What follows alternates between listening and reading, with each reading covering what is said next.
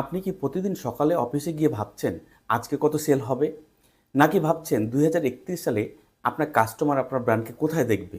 অধিকাংশ উদ্যোক্তা তার সেল নিয়ে কিন্তু চিন্তিত থাকে বেশি, এবং সময় বেশি পার করে তার সেল কিভাবে আজকের দিনে বেশি করা যায়।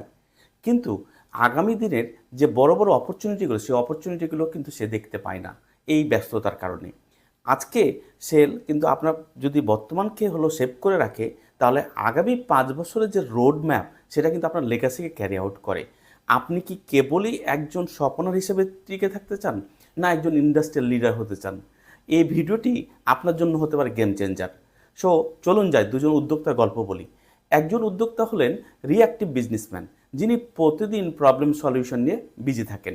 যেমন ধরুন যে সাপ্লাই চেনের প্রবলেম, তার কালকে কাস্টমারের কমপ্লেনের প্রবলেম, তিনি সারাদিনই আগুন নিভাতে ব্যস্ত থাকেন। সো আপনি তার ব্যবসাটা 5 বছর পরে কোথায় দাঁড়াবে, চোখ বন্ধ করে সবাই বলতে পারে যে সে একই জায়গাতেই রয়ে যাবে। অন্যদিকে ভিশনারি লিডার সে কিন্তু জানেন ভালোভাবে যে তার তার প্রবলেম সলিউশনের জন্য একটা টিম রয়েছে, এবং তিনি সবসময় চিন্তা করেন বা সময় ব্যয় করেন ফিউচার ট্রেন্ডের উপরে। ধরুন তিনি 5 বছর আগে চিন্তা করেছিলেন যে ই কমার্স বা এআই বিজনেসের প্যাটার্নটাকে চেঞ্জ করে দিবে। সো আজকে যারা ই কমার্স বা এআই নিয়ে মানে ব্যস্ত বা দেখালো বিজনেসের যে সময় দিচ্ছে, তারাই কিন্তু বিজনেসের আসল মূলধারাটাকে ধরে চলতেছে। কিন্তু তিনিও জানতেন, ভিশনারি লিডাররাও জানতেন যে যে সিস্টেম তিনি আগে রেডি করেছেন সেটাই তাকে আসলে একটি মানে রেজাল্ট দিচ্ছে। রিঅ্যাক্টিভ বিজনেসম্যানরা কিন্তু আলটিমেটলি স্রোতে ভেসে যান, কিন্তু ভিশনারি লিডারশিপরা স্রোতের গতিপথকে কিন্তু বদলে দেন। আপনি চিন্তা করুন যে 5 বছরের যে রোড ম্যাপ, সেটা কিন্তু একটা বড় একটা লক্ষ্য নয়, এটা কিন্তু একটা ফরকাস্টিং বা ভবিষ্যৎবাণী। সো আপনাকে চিন্তা করতে হবে কিছু কিছু পয়েন্ট। যেমন আমি যদি বলি মার্কেট শিফট অ্যান্টিসিপেশন, 2026 সালে যা চলতেছে 2031 সালে কিন্তু চলবে না।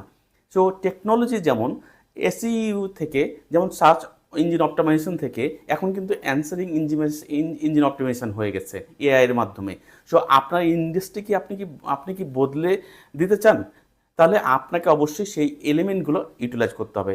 নাম্বার 2, যে ইনফ্রাস্ট্রাকচার স্কেবিলিটি, অর্থাৎ আপনার যে সিস্টেম 10 জন কাস্টমার হ্যান্ডেল করতে পারে, এই সিস্টেম কি 1 লাখ কাস্টমার হ্যান্ডেল করতে পারবে?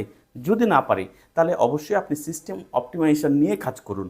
সাকসেশন প্ল্যানিং 3 নম্বর, যে আপনার রোড ম্যাপ এমন একটা সময় ঠিক করুন যার উপরে আপনার নির্ভরতা থাকবে না, অর্থাৎ you work on the business, আপনি ইন দ্য বিজনেসের উপরে থাকবেন না। তাহলেই আপনি কিন্তু আলটিমেটলি বিজনেসটা গেইন করতে পারবেন। আর যদি আপনার ইন্ডাস্ট্রির যে গ্যাপগুলো খুঁজে বের করতে না পারেন, তাহলে কিন্তু তবে 5 বছর পরে আপনি সেফ আউটডেটেড হয়ে যাবেন।